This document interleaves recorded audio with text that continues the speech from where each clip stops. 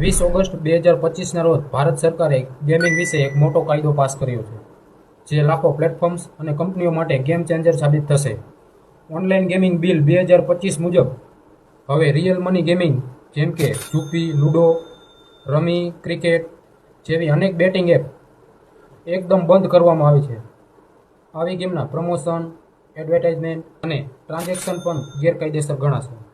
જો કોઈ હવે ઓનલાઈન ગેમિંગની એડવર્ટાઇઝ કે પ્રમોશન કરશે, તેના પર કડક કાર્યવાહી કરવામાં આવશે.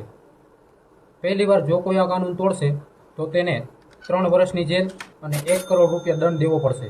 બીજી વખત જો કોઈ આ કાયદાનો ભંગ કરશે તો તેને 5 વર્ષની જેલ અને 2 કરોડ રૂપિયા દંડ દેવો પડશે. એટલું જ નહીં, કોઈ ઇન્ફ્લુએન્સર કે કોઈ સેલિબ્રિટી આવી ઓનલાઈન ગેમિંગની એડ પણ હવે નહીં કરી શકે. બેંક અને યુપીઆઈથી મની ગેમિંગમાં પૈસા એડ કે વિડ્રો કરવાનું પણ બંધ.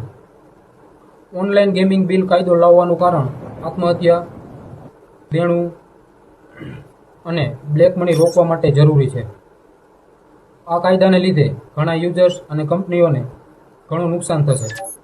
તો આ કાયદો સારો છે કે ખરાબ? કોમેન્ટ में अपनी राय बताइए.